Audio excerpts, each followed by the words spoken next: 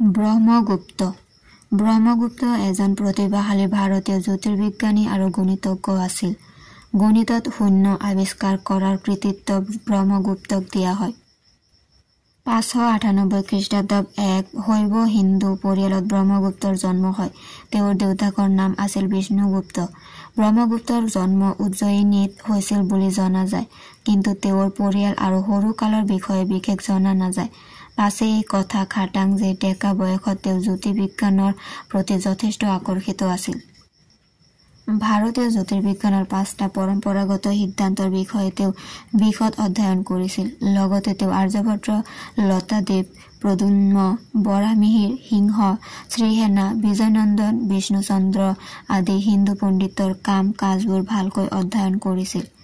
বৰ্তমানৰ ৰাজস্থানৰ ভিনমল নামৰ ঠাইত তেওঁ কিছু বছৰ বাস কৰিছিল আৰু জ্যোতিৰ্বৈজ্ঞানিক নিৰীক্ষণ আৰু অধ্যয়নৰ কাম কৰিছিল বুলি জনা যায়। সেই ঠাইত তেতিয়া এখন মহানগৰ আছিল আৰু সেই মহানগৰখন পাছত জ্ঞান চৰ্চাৰ এক কেন্দ্ৰ হিচাপে পৰিগণিত হৈছিল। তাত তেওঁ জ্যোতিৰ্বিদ হিচাপে খ্যাতি অৰ্জন কৰিছিল।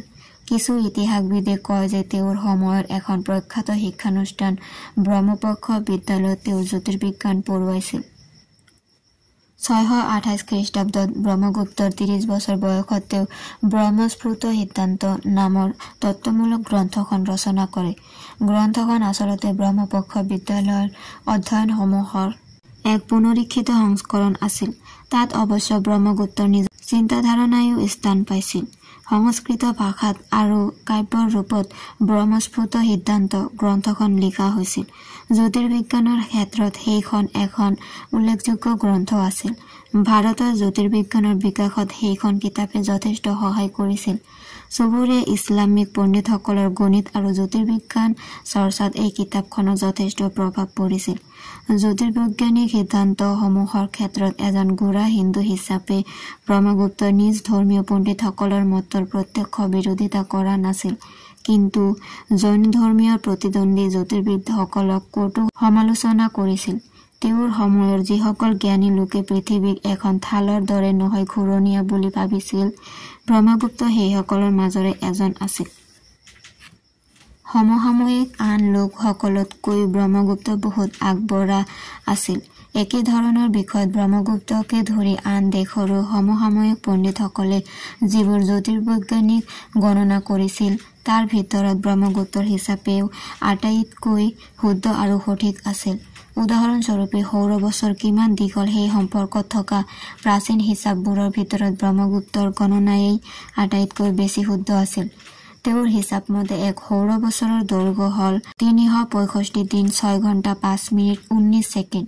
আধুনিক বিজ্ঞানীসকলৰ শুদ্ধ হিচাপ মতে 365 দিন 5 ঘণ্টা 48 মিনিট 45 ছেকেণ্ড। পাছত অৱশ্য ব্ৰহ্মগুপ্তই আকৌ হিচাপ কৰি এই মান 365 দিন 6 ঘণ্টা 12 মিনিট 45 ছেকেণ্ড পাইছিল। ব্ৰহ্মগুপ্তৰ কৃতিত্ব এইখিনিতে যে তেতিয়া আনকি তেওঁক সহায় কৰিবলৈ কোনো টেলিস্কোপ জাতীয় সঁজুলিও আৱিষ্কৃত হোৱা নাছিল আৰু তেওঁ সম্পূৰ্ণ নিজা পদ্ধতিৰে এই হিচাপ কৰিছিল। আৰ্যভট্টৰ কিছুমান সিদ্ধান্তৰ ওপৰত নিৰ্ভৰ কৰি ব্ৰহ্মগুপ্তৰ নিজা পদ্ধতিৰ বিকাশ কৰিছিল বুলি ধাৰণা কৰা হয়। ব্ৰহ্মস্ফুট সিদ্ধান্ত গ্ৰন্থখন মূলত জ্যোতিৰ্বিজ্ঞানৰ কিতাপ হ'লেও তাত গণিতৰ অধ্যায় কেইটামানো আছিল। সেইবোৰত ৰৈখিক আৰু দ্বিঘাত সমীকৰণৰ সমাধান, বিভিন্ন শ্ৰেণীবোৰ যোগ কৰাৰ সূত্ৰ, বৰ্গমূল উলিওৱাৰ নিয়ম আদিৰ বিষয়ে আলোচনা কৰা হৈছিল। ব্ৰহ্মগুপ্তই ভাৰতীয় গণিতৰ দুটা ডাঙৰ শাখা পাটীগণিত পদ্ধতিৰ গণিত আৰু বীজগণিতৰ বীজৰ গণিত ভেটি নিৰ্মাণ কৰিছিল। ব্ৰহ্মস্ফুট সিদ্ধান্তই আছিল প্ৰথম বিজ্ঞানমূলক কিতাপ য'ত শূন্যক সংখ্যা হিচাপে উল্লেখ কৰা হৈছিল।